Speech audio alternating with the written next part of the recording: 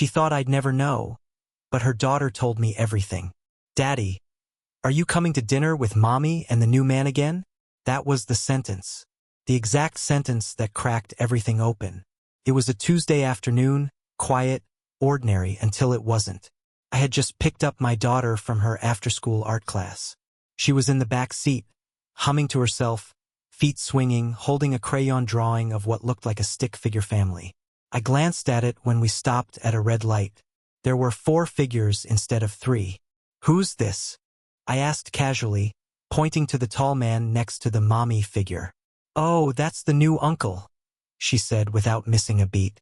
"The one who gives me cookies when Mommy says not to tell."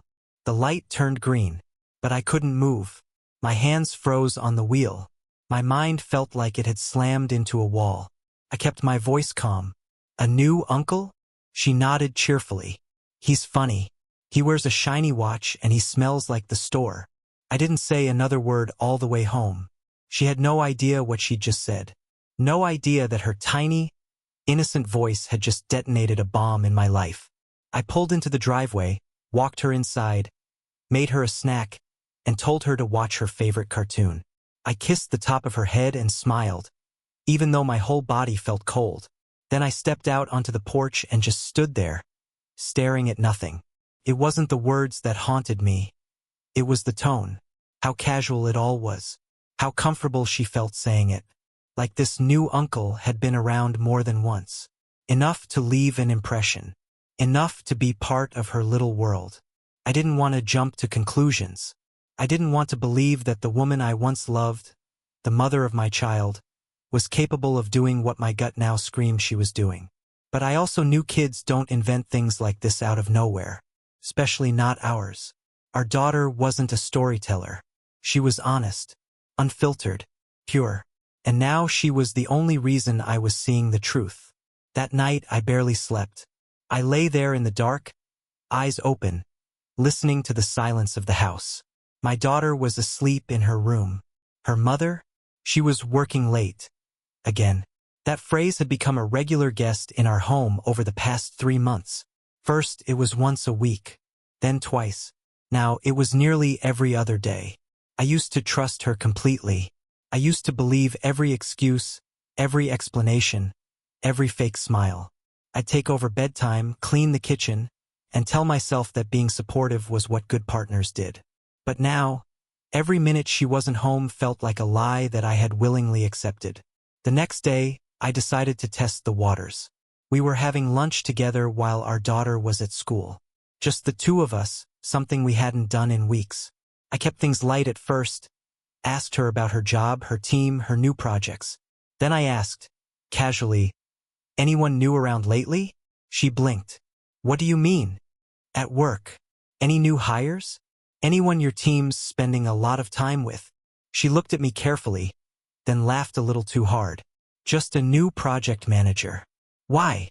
I shrugged. "Just curious." The lie was right there, tucked inside the easy smile and the forkful of salad. She was good, polished, too smooth. I watched her closely. I wasn't angry, not yet. I wasn't even hurt. I was gathering, measuring, preparing. Because if she thought I'd never find out, she didn't know me at all. That night after she left for the office, I started digging. I checked her calendar, her call logs, social media tags. Nothing obvious. But then, I noticed something strange. An Uber receipt emailed to our shared account from 2 nights earlier. Destination: a downtown apartment I didn't recognize. She'd never mentioned it. I stared at the screen for a long time. I had enough to confront her, but I didn't. Not yet. I wasn't going to charge in yelling, crying, demanding. I wasn't going to give her the satisfaction of watching me break. No, she was going to watch me stay calm. She was going to watch me see through her, piece by piece, without ever knowing how close I already was to the truth. Because the more I thought about it, the more I realized this wasn't just about betrayal. This was about my daughter. This was about the kind of home she was growing up in. The kind of people she was being exposed to. The kind of example her mother was setting, while pretending everything was fine. And I wasn't going to let that stand. Not quietly. Not ever. The next few days were filled with moments that would have seemed ordinary to anyone else. But to me, every small detail was now a puzzle piece. I watched her more closely, not like a jealous husband but like someone studying a subject he no longer understood. She still smiled the same, kissed our daughter goodnight the same, laughed at my jokes the same. And yet, every gesture felt rehearsed. Every touch carried a weight I couldn't ignore. It was like I had stepped out of the dream and realized I'd been living in someone else's script. I kept everything to myself. I didn't ask questions. I didn't accuse. I waited. It's strange what you start noticing when you stop trusting someone. The way she'd always make sure her phone was face down. How she'd step out onto the porch to take calls from the office that never lasted more than a few minutes. The sudden change in perfume. A receipt for a restaurant I'd never been to, found crumpled in the pocket of her coat. 2 entrees, expensive wine. A bill she didn't expect me to see. But the thing that truly shifted everything came from our daughter again. She was in the living room coloring while I cooked dinner. She looked up from her drawing and said casually, "Mommy said not to tell you about the sleepover." My hands froze over the cutting board. "What sleepover, honey?" I asked as evenly as I could. She looked at me, uncertain. "The one with the shiny watchman. The one with the loud TV and the orange couch. He has a puppy, and we played with it." There was a ringing in my ears. Not anger, not even pain, just a cold, clear focus.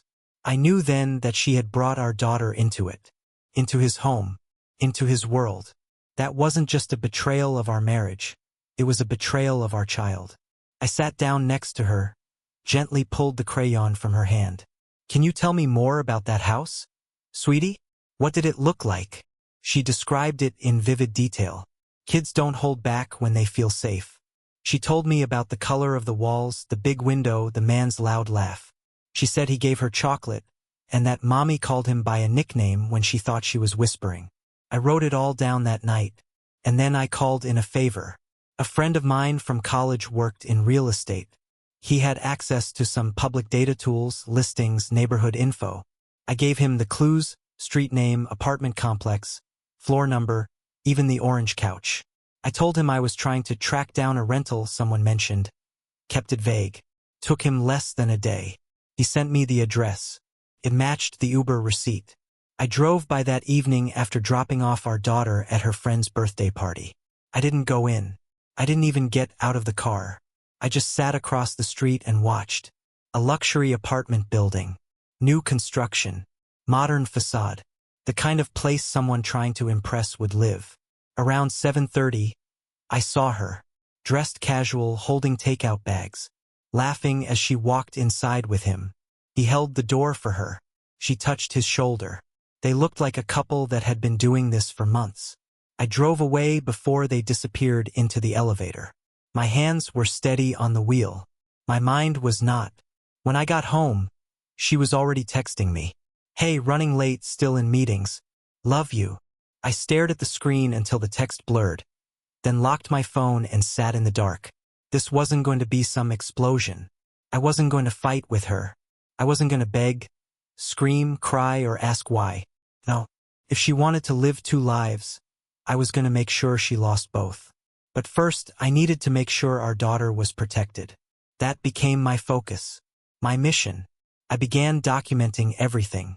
Dates, times, screenshots, receipts, messages, even my daughter's descriptions.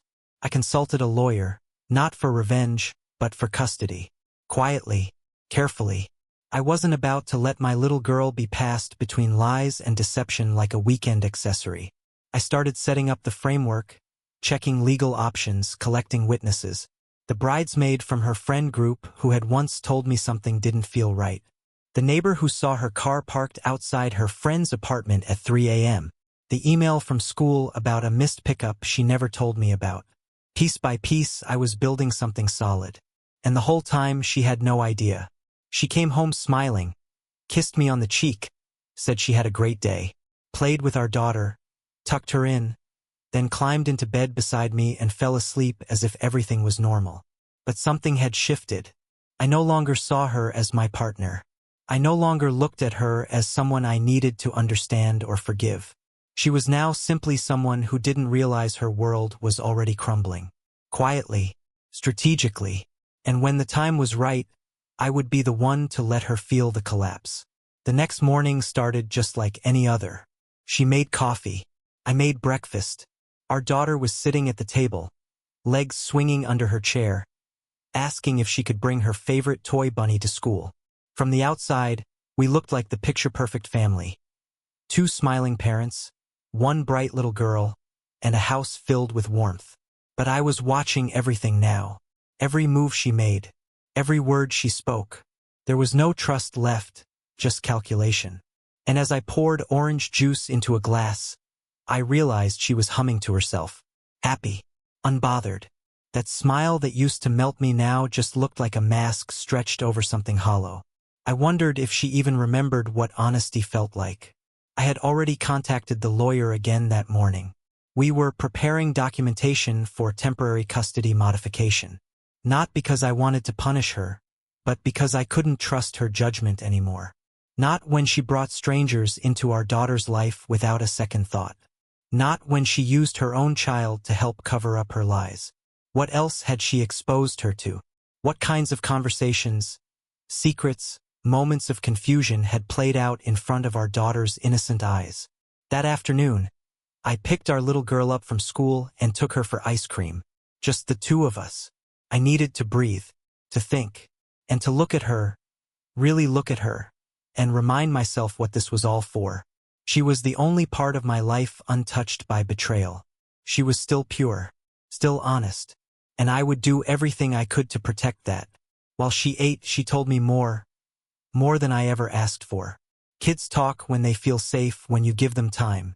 She said the man had a car with red seats, that mommy once changed into a sparkly dress in the back seat, that they listened to loud music and sometimes she got to drink fizzy soda in a can, even though mommy usually said no.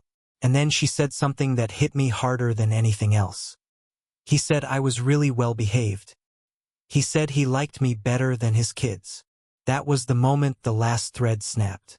So she wasn't just seeing a man. She was seeing someone with a family. She was inserting our daughter into his world, into a dynamic where lines were blurred and boundaries didn't seem to matter. Couldn't believe it. No, I could, but it still made my skin crawl. This wasn't just infidelity. This was something deeper, darker. Something selfish and reckless that could leave scars on a child who didn't even understand what was happening yet. I got her home, tucked her in, and stood by her doorway longer than usual. Watching her sleep, curled up with her bunny under the soft light of her night lamp, I promised myself one thing. I would not let this woman shape my daughter's sense of love, loyalty, or truth. The next day, I received an anonymous message. No name, no intro, just a single line. You're not the only one she's lying to. Attached was a photo, grainy, low quality, obviously taken from a distance. But it was her. In that same sparkly dress our daughter had described. Standing outside the same apartment complex I had parked across from. Only this time, she wasn't with the same man I had seen before. This time, she was with someone else. Older, wearing a suit. And the way she was looking at him, that wasn't a casual meeting. My stomach tightened, but my head stayed clear. This was bigger than I thought. It wasn't just an affair, or even a double life. It was a pattern, and she was playing everyone. I forwarded the photo to my lawyer. Then I sat on it for 3 days. Watching, listening, collecting. I wasn't going to make the mistake of confronting her too early. I wanted everything airtight, because when I moved, it would be final. She didn't suspect a thing. Still kissed me goodbye. Still laughed at my jokes. Still posted grateful family pictures online like we were living in a postcard. But every lie she told added another brick to the wall I was building between us. And she had no idea how close she was to finding herself on the other side of it. Alone. Then came the moment I was waiting for. She was planning a weekend away. Said it was a work retreat, some leadership seminar. I nodded, smiled, told her to go and have fun. I even offered to handle everything at home so she could relax. She kissed my cheek and said I was the best. I already knew where she was going.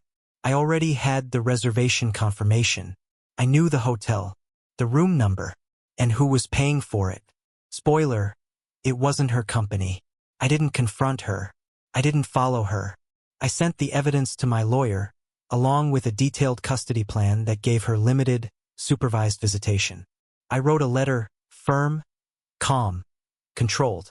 No accusations, no emotion, just facts. A full report of her deception, her endangerment of our daughter's well-being, and her complete lack of accountability. And I left it waiting on the kitchen table. Alongside it, I left my house keys. When she walked through that door 2 days later, the silence would be waiting. But I wouldn't be. She came back on a Sunday evening, just before sunset. The sky outside was soft with color, streaked with warm gold and fading blue. Our daughter was at my sister's place for the weekend, as I'd arranged in advance. I wanted the house to be quiet when it happened. I wanted her to step into the silence and hear it echo. I watched from my car, parked down the street where she couldn't see me, as she pulled into the driveway with that same carefree smile on her face. She stepped out in a casual hoodie and leggings, suitcase in hand, looking like someone who had nothing in the world to worry about. No guilt in her eyes, no trace of conflict. That's what struck me most, how easy it all seemed for her. She opened the front door, keys jingling like any normal day, and disappeared inside. I could imagine her setting her bag down, maybe heading to the kitchen, expecting leftovers or a note that said, "Welcome back." And in a way, that's exactly what she got. But instead of warmth, she would have found the truth laid bare on the dining room table. The printed email confirmations, the time-stamped photos, the statements from neighbors and messages from anonymous sources who had stepped forward. The letter from my lawyer, and my own letter sitting calmly on top of the stack, the last thing I ever planned to write to her. I didn't say much, just enough. I told her I knew everything, that our daughter had told me far more than she realized, that every lie, every outing, every quiet moment she thought was safe had been seen, not through spying but through simple attention, through the eyes of a child who loved her parents and didn't know how to lie. I explained what I had done, my meetings with the lawyer, the documentation, the custody filing that was already in motion. I told her I would not destroy her reputation, I would not air out her secrets to the world, but I would not allow her to continue dragging our daughter through her dishonesty. She had a choice now, face what she'd done, accept the consequences, or keep running and watch everything unravel further. I turned off my phone that night. I didn't want to read her responses. I didn't want to hear her voice, full of fake apologies or twisted logic. I just needed distance. When I picked up our daughter the next morning, she ran into my arms like nothing had changed. And for her, nothing had, because I made sure she never saw the cracks in the walls. She just knew I was there, that I'd always be there. That was all that mattered to me. But later that day, the calls began.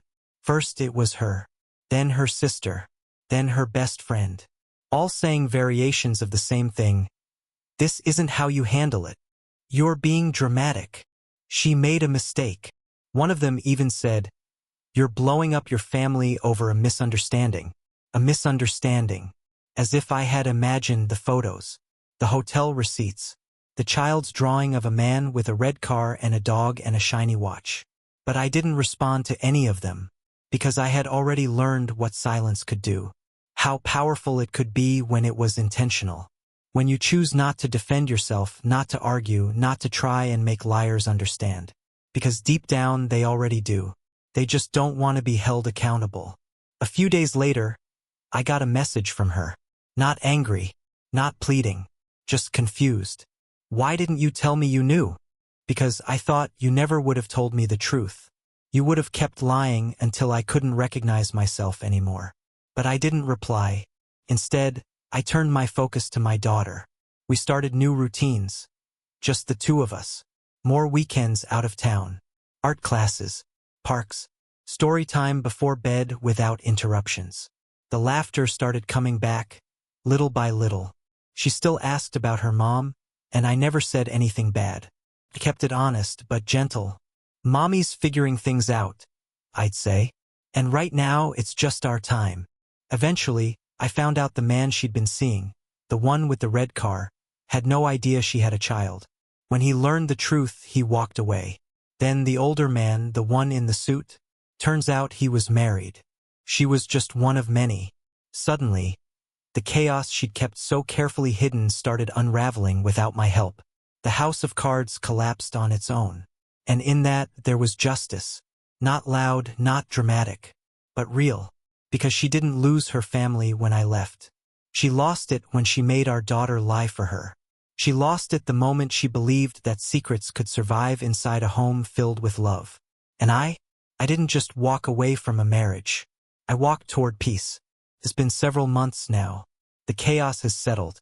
The wounds have scabbed over, and life has reshaped itself into something quieter, simpler, more honest. My daughter and I have built a new rhythm together, one that doesn't rely on fragile illusions or forced smiles. The mornings are early but calm. School drop-offs are filled with laughter and music. Evenings are slow, thoughtful, filled with puzzles, bedtime stories, and little conversations about her day, which she now shares without hesitation, without filtering herself, because she no longer lives in a house where truth has to be measured before it's spoken. Her mother still sees her, supervised, scheduled. The court agreed that while she wasn't a physical danger, her judgment had caused emotional instability, especially in how she exposed our child to strangers and lies without understanding the damage it might do. At first, she fought the decision, tried to paint me as the bitter ex, the controlling father, the man who couldn't handle the modern world. But she underestimated one thing. I never needed to convince anyone of the truth. I just needed to show it. And the truth was undeniable, documented, repeated, echoed in the quiet admissions of friends who saw too much, in text messages she forgot to delete, in the drawings of a child who simply wanted to express what she saw. The new uncle, the man with the shiny watch, the puppy with the orange couch. Children don't lie like adults do. They just speak, unaware of the power their honesty holds. I never raised my voice, never cursed her name. I didn't throw her out or expose her on social media. I let her undo herself, thread by thread. That was the most painful part for her, I think. Realizing that no matter how many versions of the story she told, none of them could erase the one our daughter lived through. The quiet betrayal of a mother who asked her to keep secrets, even when she didn't understand why they had to be kept. There were days when I almost caved, when the silence felt too heavy, when I missed the way things used to be. Not her, but the comfort of believing someone had your back. But then I'd look across the dinner table and see my daughter dipping her carrots in ketchup with a goofy grin, telling me about the book she read at school, and I'd remember what mattered. Not the illusion I lost, but the clarity I gained. One evening, after a particularly calm Sunday, she asked me something I didn't expect. "Daddy, is Mommy still figuring things out?" I paused, looked at her, really looked at her, the wide eyes, the quiet curiosity, the need for reassurance. "Yes," I said softly. "She is. Will she ever stop lying?" I didn't answer right away, because that wasn't something I could promise. Not even to the person I loved most. "I hope so," I said finally. "But even if she doesn't, you'll always know how to tell the truth." She nodded, satisfied, then asked if she could stay up 5 more minutes. I let her, and that was the moment I knew I'd made the right choice. Not because I'd won anything, not because she'd lost, but because the cycle was broken. Because my daughter would grow up in a world where trust wasn't a fragile thing hidden behind locked screens and late-night lies. Where love meant presence, consistency, safety, honesty. I still don't know exactly why her mother did what she did. Maybe it was boredom. Maybe it was some deep-rooted fear of commitment or aging or being tied down. Maybe she genuinely didn't know who she was and thought juggling lives would help her figure it out. But in the end, reasons don't matter when the result is the same. She burned something that was already hers, simply because she didn't believe it would last. She tried reaching out once more. Sent a long message, this time not defensive but regretful. She said she missed our daughter, missed the life we had. Said she'd made mistakes, that she was getting help, that she wanted to talk. But it wasn't time for that. Maybe one day, when our daughter is older and can understand more, I'll consider letting them rebuild something meaningful. But for now, I protect the peace we've fought so hard to create. So if you're reading this and you felt something similar, if your world was shaken by someone who thought you'd never find out, know this. The truth doesn't need to scream. It doesn't need to be dramatic or cruel. It just needs to be steady, patient, quiet enough to hear through the noise of deception. Let your actions be your answer. Let your silence speak when words can't. And most of all, don't let someone else's lies make you doubt your own worth. Because sometimes the strongest revenge is not destruction, it's restoration. Restoring your peace, your purpose, your child's future, yourself. Thank you for following this story. If it meant something to you, if you've walked through something similar, drop a comment below. I want to hear your story too. And if you haven't already, make sure to subscribe. There are more stories to come. Some painful, some healing, all of them real.